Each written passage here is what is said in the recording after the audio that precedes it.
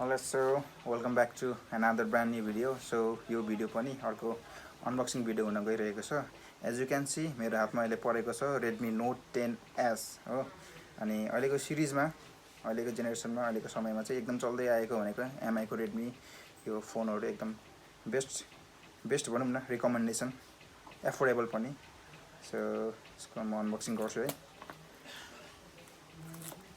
यो चाहिँ सायद 6GB RAM, 6GB RAM, 128GB internal storage रहेछ. अनि एन्ड्रोइड कार्डको राम्रो पक्ष चाहिँ के हो भन्दाखेरि चाहिँ थप अरु पनि स्टोरेजहरु थप्न पाइन्छ. यहाँनिर अर्को सेट छ. अरे भन्छ त. यसलाई यहाँ राख्दियौ. कभरिङ होस्. अनि हामी यहाँ भित्र एक्सेसरिजहरु के छ? Let's see.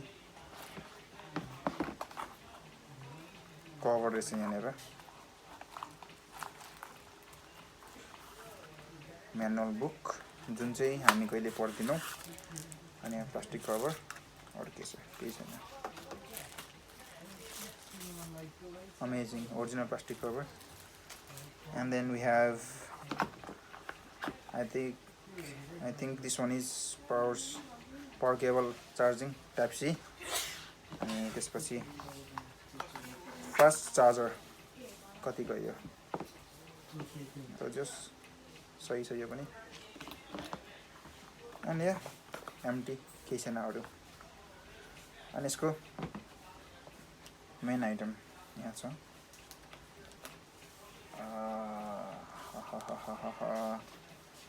दामी. यो के ब्ल्याक भन्छ यसलाई? अलिकति सिलिकन कलर पनि छ हैन, ग्रे टाइप पनि छ. अमेजिङ. क्यामेरा सही छ. क्यामेराको डिस्प्लेहरु झन्डै आइफोन जस्तै हुनु खोजेको तर ठिकै छ. अमेजिङ. अब यो चाहिँ हाम्रो साथीको भतिजको हो, मेरो चाहिँ हैन. सो एनीवे म रिबुट गर्दिन यसलाई है. म अन गर्दिन यसलाई.